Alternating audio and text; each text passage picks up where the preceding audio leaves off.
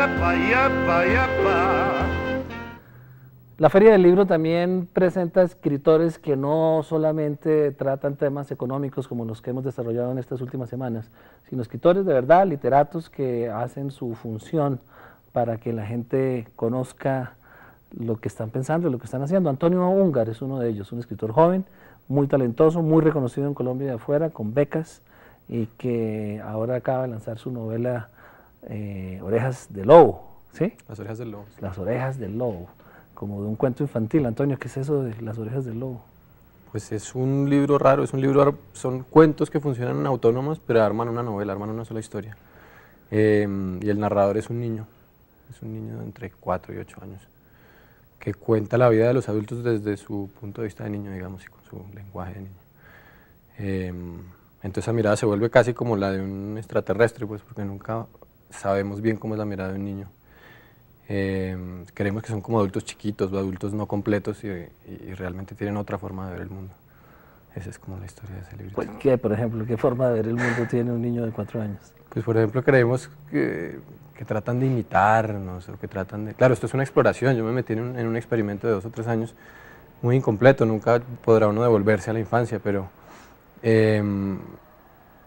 no, digamos, no tratan de imitarnos ni tratan de ser como nosotros necesariamente. Muchas veces es al contrario, el adulto es una cosa incómoda y torpe y que no entiende bien el mundo de verdad, que es el mundo del juego y el mundo de otras cosas, ¿no?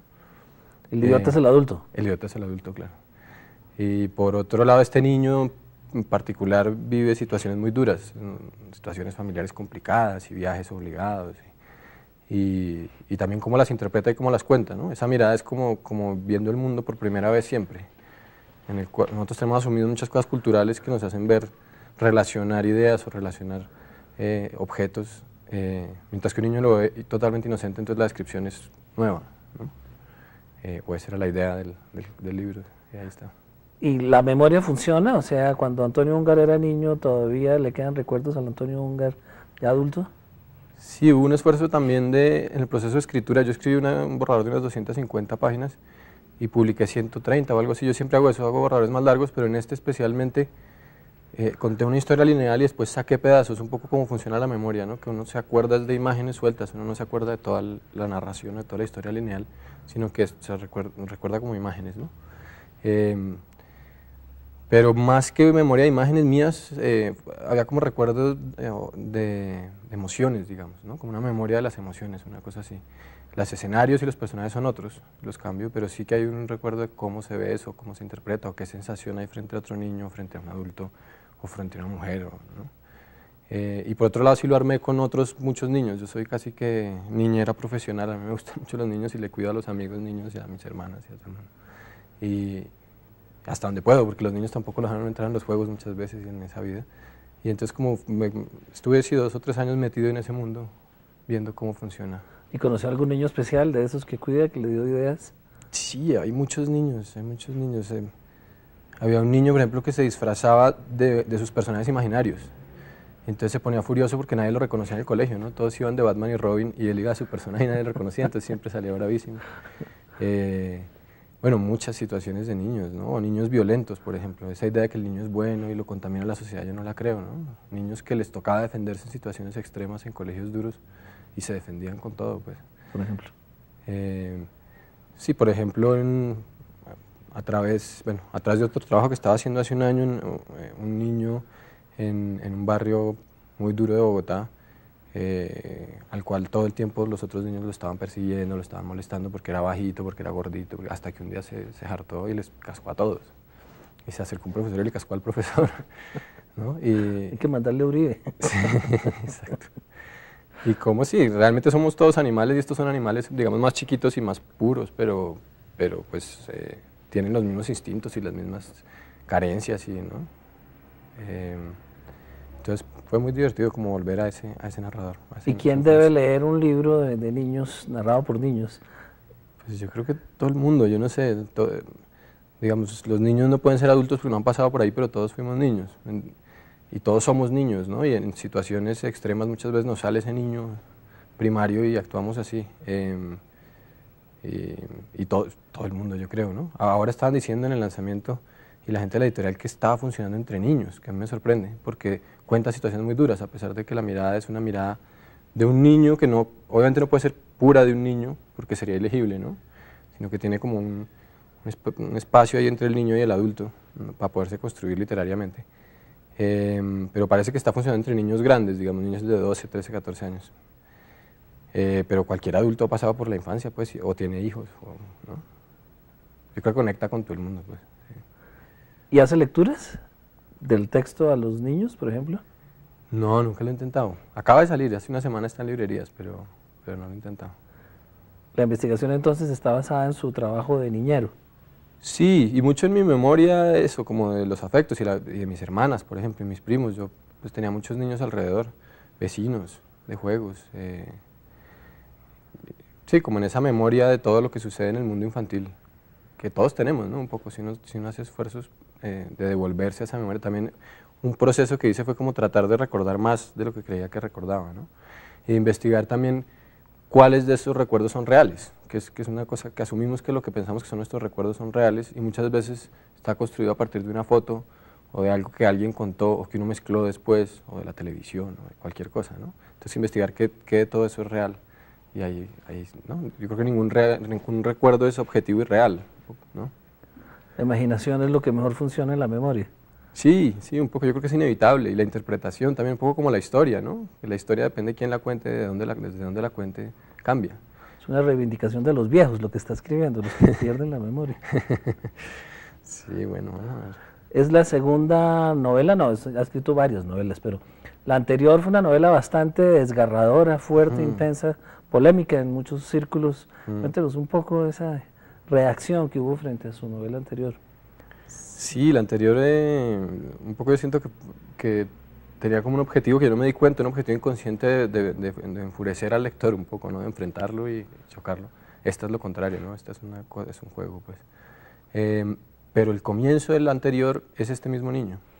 Es decir, yo en el anterior cuento la infancia de un personaje. ¿Zanahorias voladoras? Zanahorias voladoras se llama. Y después salta a la vida adulta, a los 30 años, que el tipo está muy mal, está alcoholizado y cada vez va a peor. Esa infancia es este mismo niño. Es decir, lo que cuento es todas las historias que faltaban. ¿El niño es Antonio Úngara? ¿O es un niño compuesto? Es un niño imaginario, digamos, sí. Faltaban una cantidad de historias de este niño que decidí contar ahora. Incluso hice un juego ahí, como hacerle el juego a las editoriales, y es que cogí una escena que está en esa infancia de Zanahorias voladoras y la volví un cuento en este, tal cual. Los textos son el mismo. Y está publicado en 2 libros y en 2 editoriales distintas, ¿no? Un poco como que el lector diga, uy, esto ya me suena, ¿esto dónde está? Y como saltar de un libro a otro. Yo creo que la literatura es como una cosa vastísima y uno la corta en un segmento, pues, ¿no? Un poco como la televisión, que se coge un pedacito y lo que alcancemos a poner. Pero realmente esas historias van y vienen y los personajes pueden saltar de un libro a otro sin problemas. ¿Y hay una evolución en ese tipo de narrativa en donde uno toma pedazos? ¿Es la tendencia que está viéndose en la literatura? Sí, yo creo que hay una ventaja en la literatura contemporánea, digamos, por lo menos en América Latina, y es que todo vale. También puede ser una desventaja, pero hay muchas tendencias, ¿no? Antes había como un canon de alguna manera que era el realismo mágico, por un lado, o más ampliamente todo lo del boom, y eso era como lo que se hacía. Y había como unas literaturas marginales o alternativas. Hoy en día casi que cada uno escribe una cosa distinta, ¿no? Hay de todo, o sea, solo viendo a estos colombianos que están en la feria, pues Jorge Franco escribe muy distinto a otro, a Gamboa o al que sea. Cada uno está haciendo como su exploración. A mí me está interesando esto en este momento, pero no sé qué siga por ahí. Y comparado a usted que ha estado viviendo afuera, en España, en Estados Unidos, comparado con lo que están haciendo los jóvenes escritores en el resto del mundo, ¿hay alguna tendencia que marquen los colombianos? ¿Hay alguna tipología colombiana en la forma de escribir? No, yo creo que lo que es particular aquí es que hay muchos escritores jóvenes publicando y reconocidos, digamos, que empiezan a ser traducidos, que empiezan a salir. Digamos, en Cataluña, que es donde yo vivía, no hay 2 escritores importantes menores de 40 años. En Colombia hay 15 publicados en este momento y que están en toda América Latina, que están en España y que están empezando a ser traducidos.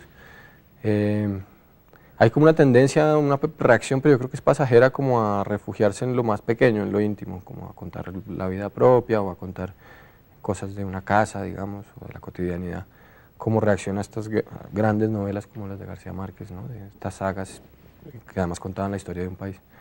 pero tampoco es del todo cierto. Al mismo tiempo está, por ejemplo, Sergio Álvarez está escribiendo una novela, una gran novela de la historia de los 70 a nuestros días. Cada uno está haciendo como una cosa distinta. Sí. No hay una tendencia clara. No, no la hay, yo no creo. Sí, la tendencia es como más en el momento de sentarse a escribir no hay una referencia, ya no pesa el boom como pesaba, ni para hacer algo parecido ni después para hacer algo en contra. O sea, mi generación lee a García Márquez como un clásico, como un escritor del siglo XIX o como cualquier escritor importante, pero no es mi papá contra el que tengo que reaccionar o al que tengo que seguir. Hay una tendencia muy distinta en la literatura frente al cine colombiano. El cine sigue muy marcado por la realidad del narcotráfico y todos los fenómenos que se producen a su alrededor, los asesinatos, todas estas cosas.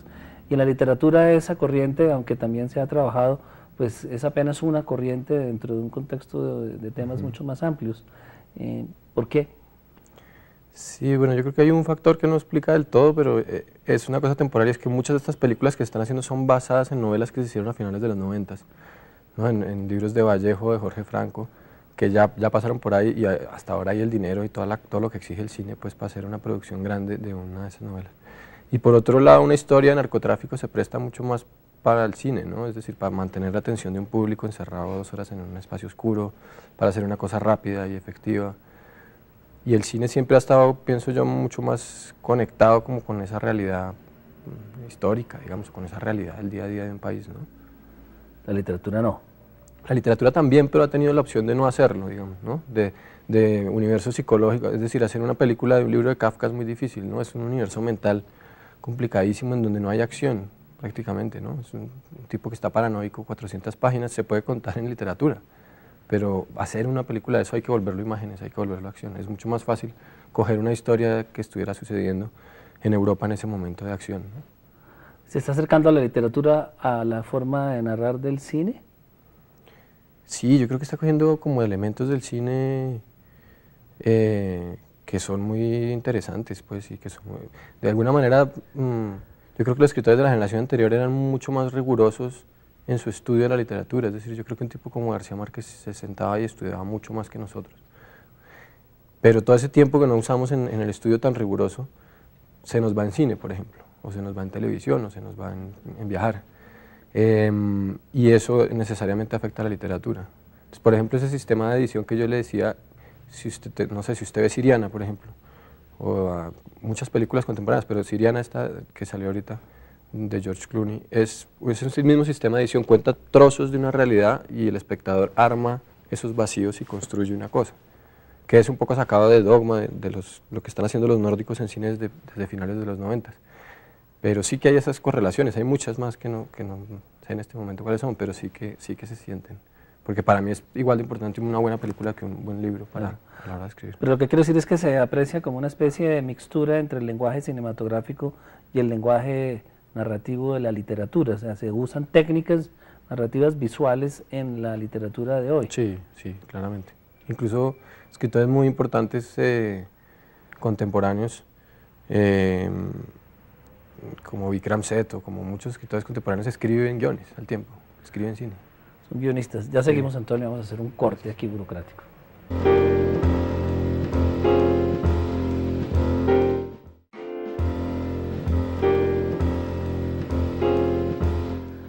¿Escribir sigue siendo un oficio de pobres? O sea, ¿da pobreza escribir o no, Antonio? No, pero no da riqueza. Digamos, no se vive de eso, yo no vivo de eso. Se vive si se vende mucho, que es una cosa muy aleatoria, yo creo. Hay casos en los que el escritor se sienta a hacer una novela para que guste y venda mucho, muy comercial, con elementos clichésudos que funcionan. Pero hay casos en que pega un libro, no se sabe por qué. En esos casos en que se venden muchos miles de ejemplares, sí. De resto no, porque la industria editorial funciona de tal manera que el escritor se gana el 10% de un libro, siempre. Entonces, pues, si son ediciones de 3.000 libros, que es lo normal en Colombia, 2.000 libros, pues son $2.000, digamos. O sea, 4 millones de pesos para un trabajo de 2 o 3 años. ¿2 o 3 años? Entonces no se vive de eso. Yo siempre Pero con he el tenido sistema trabajos. de copiar aquí, copy and paste, puede ser mucho más eficiente. Sí, no, eso no se vive. ¿Y entonces de qué vive un escritor contemporáneo joven colombiano donde se venden, si es exitoso un libro, 10.000 copias? Pues hay varias opciones. Yo opté por acabar arquitectura, yo soy arquitecto, Ya escribía desde antes, a mitad de carrera empezaron a publicarme y decidí acabarla porque sabía que eso no iba a vivir. O sea, tener otra profesión, pero hay otras opciones. Escribir prensa, mucho, hay gente que traduce. Hay gente que escribe al negro, que se llama en España, que es como por encargo hacer libros para alguien que investiga. Pero Al hay que negro. rebuscársela. En la sombra. Sí, hay que rebuscársela. Yo siempre saco 2 o 3 horas al día para escribir y si puedo tropar para leer, pero del resto del día es para trabajar en lo que sea, sí, En lo que sí produce. en lo que produce. Ahora me están ofreciendo trabajo ya como escritor, digamos, entonces ahorita estoy trabajando en el Ministerio de Cultura.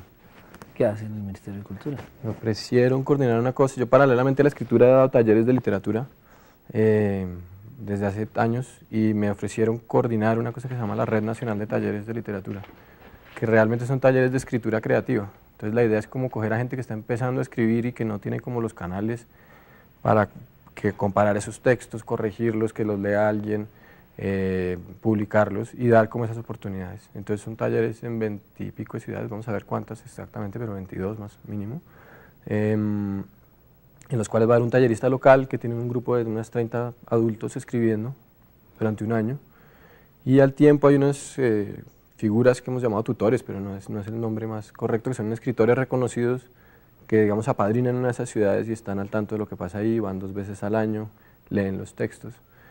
Y aparte de eso, la idea es que al final de año se publique un libro con los relatos que salgan de ahí. Y la mitad de los talleres son de literatura para adultos, digamos, y la otra mitad son de literatura infantil y juvenil. ¿Y qué ha encontrado en esos talleres? ¿Hay talento o hay oficio? ¿Qué hay? Estamos empezando, estamos en toda la parte de cuadrar. La próxima semana hay un encuentro nacional de talleristas en la feria que yo estoy organizando. Y ahí vamos a reunirnos con todos los profesores a que nos digan cuántos inscritos hay, cómo van a empezar a mirar programas. Solo hay 2 o 3 que empezaron ya. Estamos empezando y va a ser un año hasta marzo del próximo año. Me da la impresión de que los escritores nuevos se nutren más de su vida, de sus vivencias, que de la lectura de clásicos, como decía cuando mencionaba a García Márquez y a los clásicos. ¿Es mucho más la vivencia, la literatura que ustedes producen? Sí, yo creo que tiene un papel distinto. Es decir, sin leer mucho no se puede escribir, eso es clarísimo. Porque ahí están todas las herramientas, ¿no? Ahí está todo el oficio, pues. O sea, yo pienso que en últimas escribir es como una carpintería, ¿no? Como un oficio que hay que hacerlo muy bien. Entonces hay que primero hay que escribir mucho y como hacer muchas mesas mal hechas y cojas para que queden bien y aprender. Y además hay que mirar mucho cómo se hace, ¿no? Y cómo se ha hecho.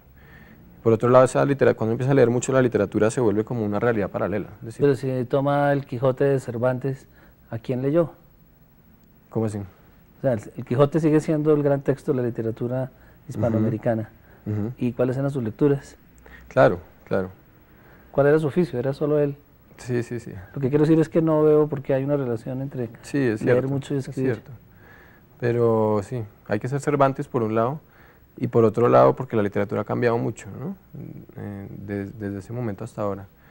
Entonces hay que leer mucho. Ahora en la etapa formativa uno lee mucho más. Ahorita yo ya leo como con más calma y como más lo que voy escogiendo. Pero sí que tuve como que saber de qué estaba hecho ese organismo que es, digamos, no, como pasa en el periodismo o en cualquier cosa, que hay como que saber en dónde está uno parado. Sí. ¿Y la experiencia en Estados Unidos cómo fue? Pues es rarísima. Me ofrecieron irme a me llegó un mail un día diciéndome que yo estaba escogido para irme a una residencia de escritores, que es como una especie de beca en la cual está uno 4 meses en un sitio en Estados Unidos reunido con escritores de todo el mundo y le dan como la libertad total para escribir y lo consiente, pues está como en un cuarto de hotel en donde baja y come, todo solo para escribir. Convento de escritores, eso puede ser una Convento tortura. de escritores, sí, sí puede ser. Y además es en la mitad de Iowa, que esa es la mitad de ninguna parte en Estados Unidos, como en los potreros. Pero aparte de eso, bueno, por un lado está uno en contacto con escritores interesantísimos y leyendo cosas buenísimas, y aparte de eso, a cambio le da a la universidad, uno tiene que dar unas clases a estudiantes de la carrera de literatura. Y aparte de eso, trabaja en la traducción de textos de uno con un traductor. Pero fue divertísimo porque este año era concentrado en los árabes, yo era el único latinoamericano. Entonces, pues está uno con árabes, estuve con árabes mucho tiempo. Lee uno literaturas que no leería de otra manera.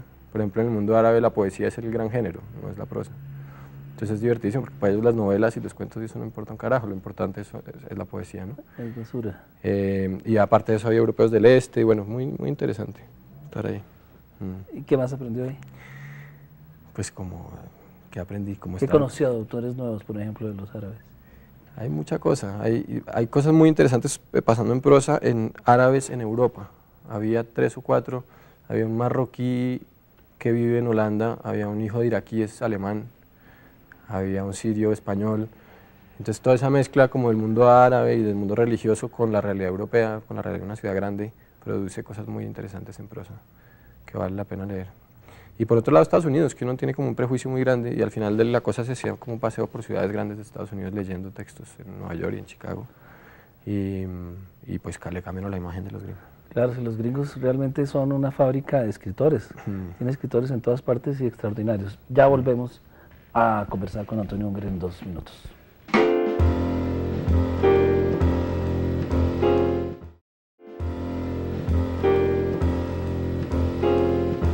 Antonio, ¿qué lo ha sorprendido en literatura en estos últimos años? Bueno, estoy leyendo con mucho gusto un norteamericano que se llama Cormac McCarthy, que es una maravilla de tipo, debe tener unos 65 años en este momento, que es una escritura como dura, personajes masculinos, violenta, en el oeste gringo, pero tiene desde el lejano oeste, de los vaqueros hasta el oeste en este momento, y es como un retrato de Estados Unidos así muy duro, muy bueno. ¿Pero qué tiene especial? ¿Por qué lo impactó? Tiene una forma narrativa muy fuerte, digamos, es mínimo, es muy limpio, pero es durísimo, ¿no? Y es como una forma de ver Estados Unidos que parece escrita por un extranjero, no parece escrita por un americano, ¿no? Es como viéndolos como si estuvieran en una jaula de un zoológico y opinando sobre eso. Bueno, hay un tipo que no conocía yo que se llama Zizek, que es un filósofo, no sé si es croata o esloveno, que es divertido, que es buenísimo, pues es como una filosofía postmoderna, digamos, o contemporánea, de la televisión, de la guerra, de las migraciones, de las relaciones de poder y de sexo, digamos, de género en el mundo contemporáneo, está muy bueno.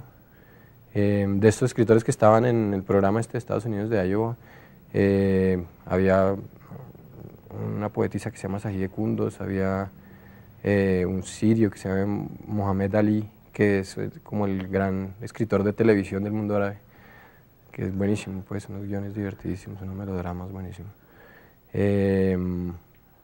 Bueno, eso. Bueno, Roberto, sí, Roberto Bolaño me ha interesado mucho en los últimos años, digamos, que ya se volvió un tópico así, un mito. Lo leí, desde que empezó a publicarlo estoy leyendo y me pareció una influencia importante. Como los asiáticos, gringos, Murakami, por ejemplo, la crónica del pájaro que le da cuerda al mundo, ¿eso qué concepto le merece? Sí, me gustan. Creo que está pasando en todo el primer mundo, digamos, ¿no? Los escritores importantes hindús, alemanes, franceses, realmente son de las excolonias, ¿no? Son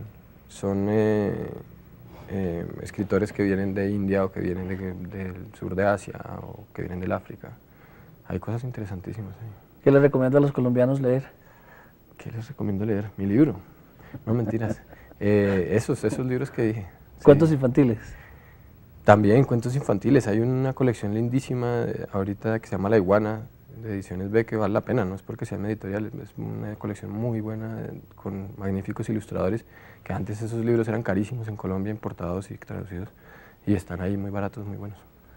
Pero ahora que recomienda leer su libro, que por supuesto hay que recomendarlo, Las Orejas del Lobo, ¿qué espera del lector? ¿Le escriben, le mandan email, lo regañan, lo aplauden, lo critican? ¿Qué? No, eso es rarísimo, uno nunca se entera de lo que pasa con el lector. Esto me pasó una cosa muy curiosa en un programa de televisión que hicieron en una cadena aquí. Le preguntaban a un lector, y supuestamente habían pedido un lector de la familia y un lector como experto, digamos un crítico, una cosa así. Yo les di un dato de un reseñista que ha reseñado libros míos en revistas y de mi hermana que habló. Y al final no sé por qué no se contactaron con este tipo, sino con alguien más que hablaba con una devoción impresionante, pero una cosa así, y luego no sé quién es, o sea, está el nombre, pero en internet hay 20 que podrían ser, no tengo ni idea. Eso fue rarísimo porque era la primera vez que yo oía una opinión de un lector, ¿no? Siempre es como una cosa misteriosa. Y ahora en el lanzamiento, que fue en la feria antier, que fue rarísimo porque yo acabó llegando Andrea Echeverry, la música de Terciopelados, y Juan Villoro, el escritor mexicano, y Andrea se leyó un texto que me dejó desconcertado, ¿no? Como desde la música y desde la infancia, una cosa así. Pues, por ejemplo, es que ella y otra persona del público dijo que habían llorado. Eso me parece rarísimo, yo no creo que yo haga llorar a nadie, ¿no? Entonces ha sido como muy divertido verlo. Yo llevo escribiendo 15 años y ahora pues estoy viendo reacciones de los lectores. ¿Cómo se ve en 20 años? Uy, ni idea. Ni idea. Escribiendo seguro, eso sí es lo único que nunca se me pasan las ganas, pero no sé dónde ni cómo. Yo he vivido como en 5 partes del mundo y no sé dónde estaré en 20 años. ¿No hay ex escritores? No, pero debería haber más. Yo creo que, sobre todo en América Latina, ¿no? Yo creo que nuestro prohombre García Márquez debería haber parado hace tiempo, sí, y muchos más. Porque le parecen muy malas las últimas Sí, trabajos. a mí no me gustan. A mí me parece que hasta El General de su laberinto era un grandísimo escritor y después sigue escribiendo como porque sí. Y pasa con muchos, ¿no? Incluso Cortázar, que es una cosa así tan venerada. Esos últimos cuentos políticos son aburridísimos. O Vargas Llosa, esas novelas profesionales a mí no me... Como que escriben al año sobre un tema de interés, ¿no? Esa es mi opinión, pues deberían haber parado un poco antes. Saber retirarse y saber apagar la luz. Antonio Ungar, muchísimas gracias por gracias. habernos ilustrado sobre su trabajo. Muchos éxitos en su literatura y con Las orejas del lobo, que sobran muchas en este país también. Bueno, muchas gracias.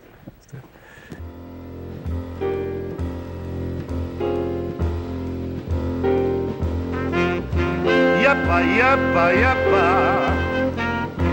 Yapa, yapa, yapa, yapa. Yapa, yapa, yapa.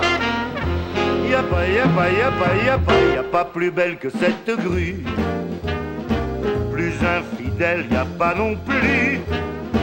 Pas plus volage que cette salope. Elle déménage de l'un à l'autre. T'as beau l'aimer comme personne, sans hésiter elle t'abandonne. Plein de mérite ou bien fautif, c'est du kiff-kiff. Mi libro, no mentiras. Esos libros que dije. ¿Cuentos Sí. infantiles? También cuentos infantiles. Hay una colección lindísima ahorita que se llama La Iguana, de Ediciones B, que vale la pena, no es porque sean editoriales, es una colección muy buena con magníficos ilustradores, que antes esos libros eran carísimos en Colombia, importados y traducidos, y están ahí muy baratos, muy buenos.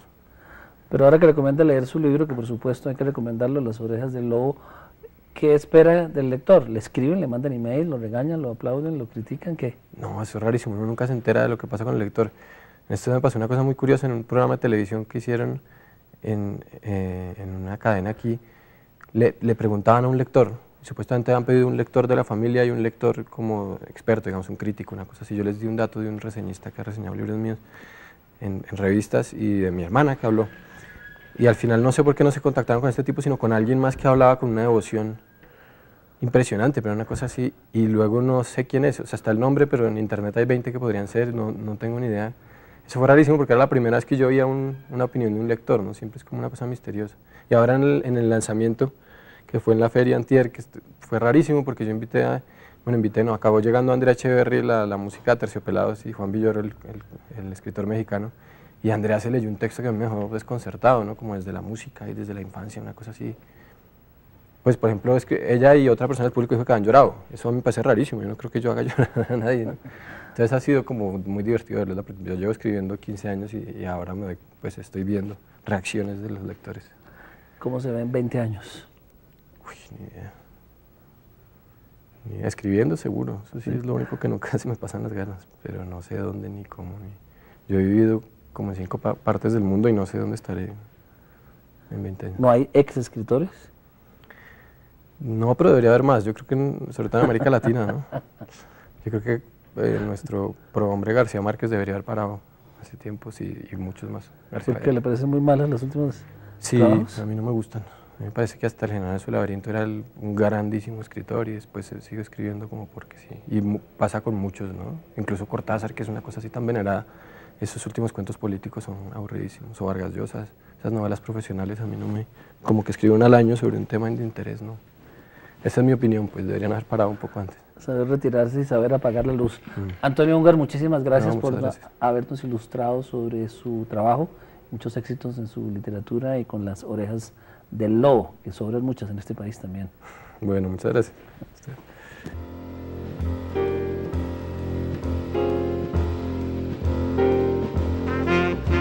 Yapa, yapa, yapa. Yapa, yapa, yapa, yapa. Yapa, yapa. Su novela Orejas de Lobo, ¿Sí? Las orejas del lobo. Las orejas del lobo, como de un cuento infantil. Antonio, ¿qué es eso de las orejas del lobo? Pues es un libro raro, son cuentos que funcionan autónomos, pero arman una novela, arman una sola historia. Y el narrador es un niño de entre 4 y 8 años, que cuenta la vida de los adultos desde su punto de vista de niño, digamos, y con su lenguaje de niño. Entonces esa mirada se vuelve casi como la de un extraterrestre, pues, porque nunca sabemos bien cómo es la mirada de un niño. Creemos que son como adultos chiquitos o adultos no completos y realmente tienen otra forma de ver el mundo. Esa es como la historia de ese libro. Pues, ¿qué, por ejemplo, qué forma de ver el mundo tiene un niño de 4 años? Pues por ejemplo creemos que tratan de imitarnos o que tratan de... Claro, esto es una exploración, yo me metí en un experimento de 2 o 3 años muy incompleto, nunca podrá uno devolverse a la infancia, pero no, digamos, no tratan de imitarnos ni tratan de ser como nosotros necesariamente. Muchas veces es al contrario, el adulto es una cosa incómoda y torpe y que no entiende bien el mundo de verdad, que es el mundo del juego y el mundo de otras cosas, ¿no? El idiota es el adulto. El idiota es el adulto, claro. Y por otro lado, este niño en particular vive situaciones muy duras, situaciones familiares complicadas y viajes obligados. Y también cómo las interpreta y cómo las cuenta, ¿no? Esa mirada es como viendo el mundo por primera vez siempre. Nosotros tenemos asumido muchas cosas culturales que nos hacen ver, relacionar ideas o relacionar objetos, mientras que un niño lo ve totalmente inocente, entonces la descripción es nueva, ¿no? O esa era la idea del libro, y ahí está. ¿Y la memoria funciona? O sea, cuando Antonio Ungar era niño, ¿todavía le quedan recuerdos al Antonio Ungar ya adulto?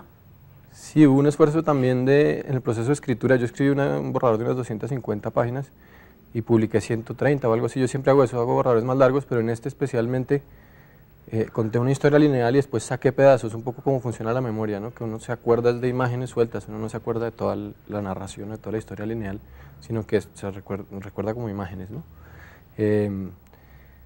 Pero más que memoria de imágenes mías, había como recuerdos de emociones, digamos, ¿no? Como una memoria de las emociones, una cosa así.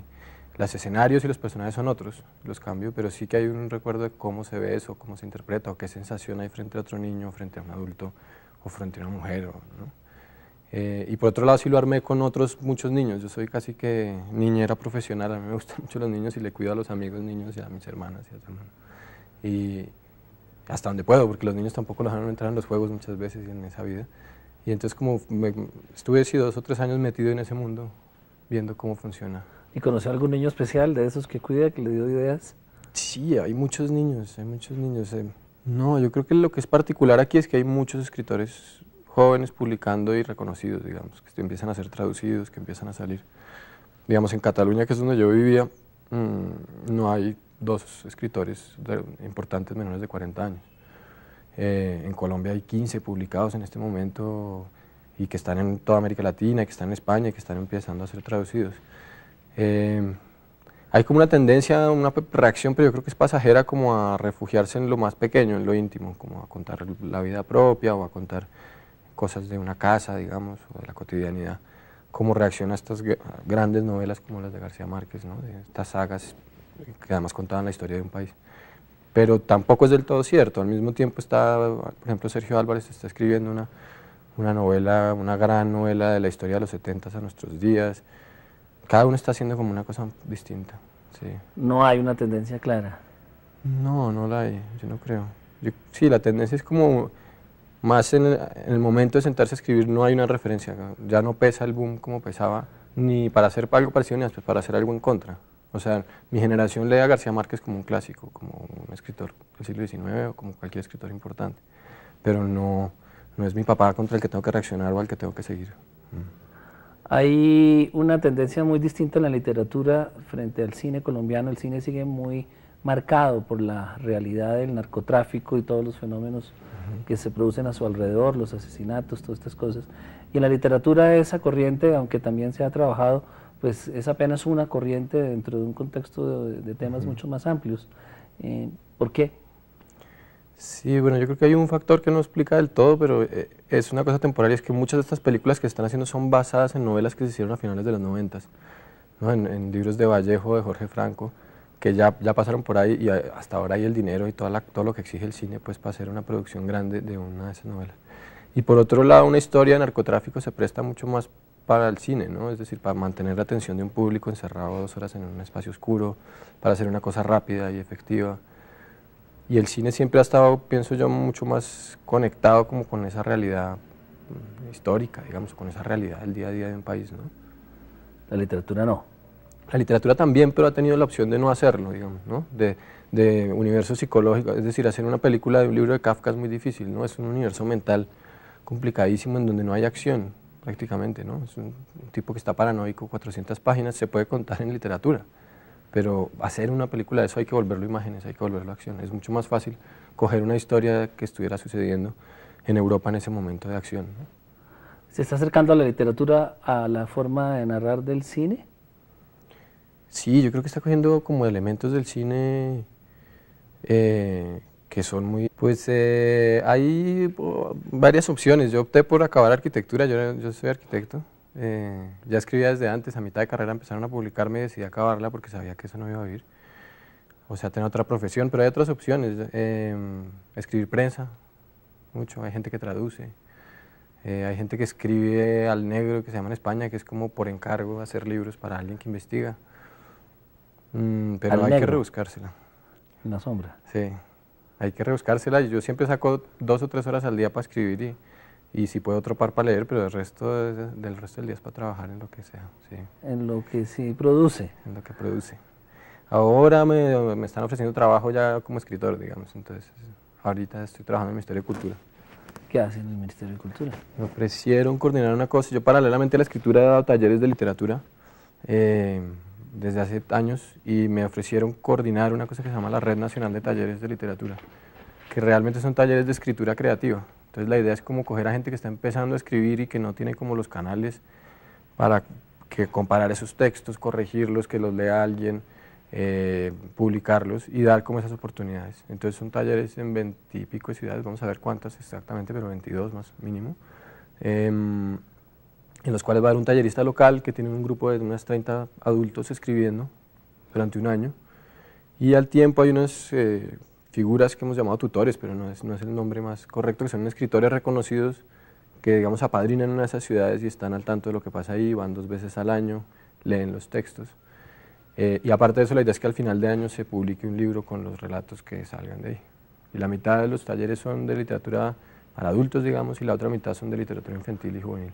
¿Y qué ha encontrado en esos talleres? ¿Hay talento o hay oficio? ¿Qué hay? Estamos empezando, estamos en toda la parte de cuadrar. La próxima semana hay un encuentro nacional de talleristas en la feria que yo estoy organizando. Y ahí vamos a reunirnos con todos los profesores a que nos digan cuántos inscritos hay, cómo van a empezar a mirar programas. Solo hay 2 o 3 que empezaron ya. Estamos empezando y va a ser un año hasta marzo del próximo año. Me da la impresión de que los escritores nuevos se nutren más de su vida, de sus vivencias, que de la lectura de clásicos, como decía cuando mencionaba a García Márquez y a los clásicos. ¿Es mucho más la vivencia, la literatura que ustedes producen? Sí, yo creo que tiene un papel distinto. Es decir, sin leer mucho no se puede escribir, eso es clarísimo. Porque ahí están todas las herramientas, ¿no? Ahí está todo el oficio, pues. O sea, yo pienso que en últimas escribir es como una carpintería, ¿no? Como un oficio que hay que hacerlo muy bien. Entonces hay que primero hay que escribir mucho y como hacer muchas mesas mal hechas y cojas para que queden bien y aprender. Y además hay que mirar mucho cómo se hace, ¿no? Y cómo se ha hecho. Por otro lado, cuando empieza a leer mucho la literatura se vuelve como una realidad paralela. Es decir, pero si toma... y es como una forma de ver Estados Unidos que parece escrita por un extranjero. No parece escrita por un americano, ¿no? Es como viéndolos como si estuvieran en una jaula de un zoológico y opinando sobre eso. Bueno, hay un tipo que no conocía yo que se llama Zizek, que es un filósofo, no sé si es croata o esloveno, que es divertido, que es buenísimo, pues es como una filosofía postmoderna, digamos, o contemporánea, de la televisión, de la guerra, de las migraciones, de las relaciones de poder y de sexo, digamos, de género en el mundo contemporáneo, está muy bueno. De estos escritores que estaban en el programa de Estados Unidos de Iowa, había una poetisa que se llama Sahide Kundos, había un sirio que se llama Mohamed Ali, que es como el gran escritor de televisión del mundo árabe, que es buenísimo, pues unos guiones divertidísimos, unos melodramas buenísimos. Bueno, eso. Bueno, Roberto, Sí, Roberto Bolaño me ha interesado mucho en los últimos años, digamos, que ya se volvió un tópico así, un mito.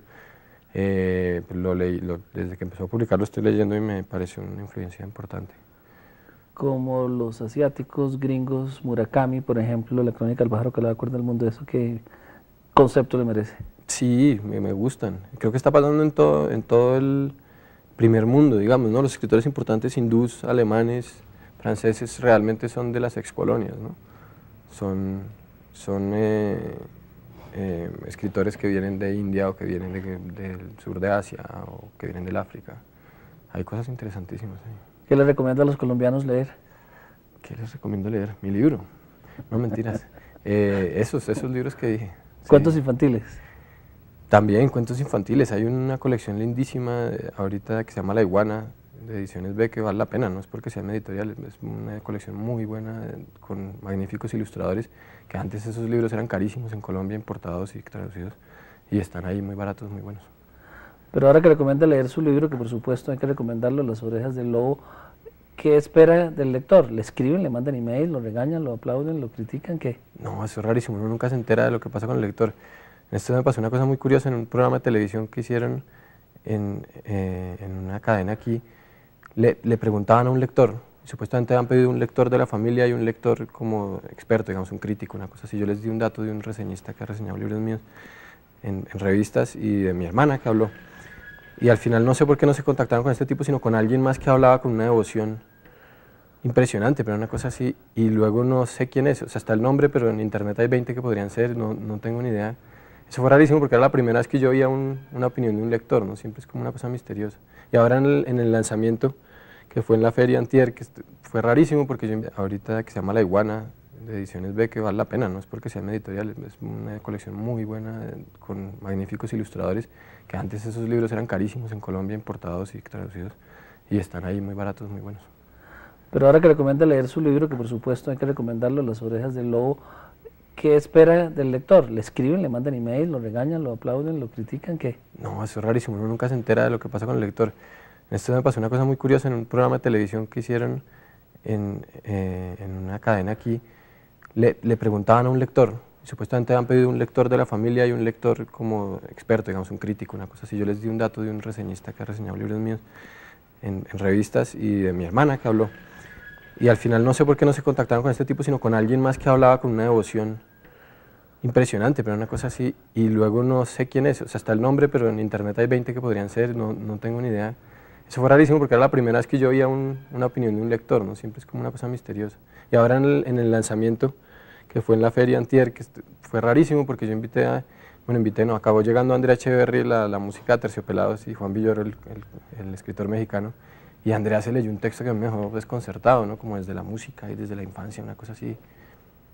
Pues, por ejemplo, es que ella y otra persona del público dijo que habían llorado. Eso me parece rarísimo, yo no creo que yo haga llorar a nadie, ¿no? Entonces ha sido como muy divertido verlo. Yo llevo escribiendo 15 años y ahora pues estoy viendo reacciones de los lectores.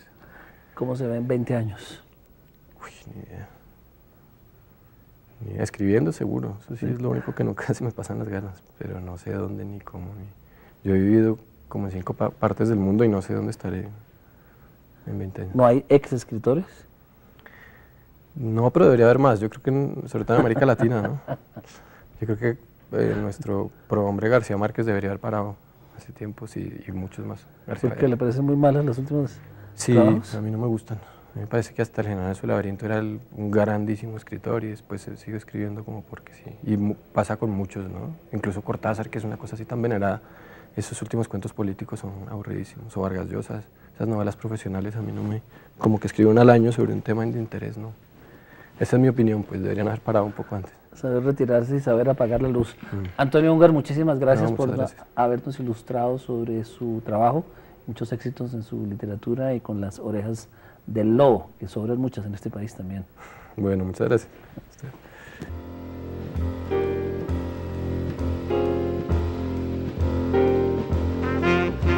Yapa, yapa, yapa. Yapa, yapa, yapa, yapa. Yapa, yapa, yapa. Yapa, yapa, yapa, yapa. Y a pas plus belle que cette grue, plus infidèle.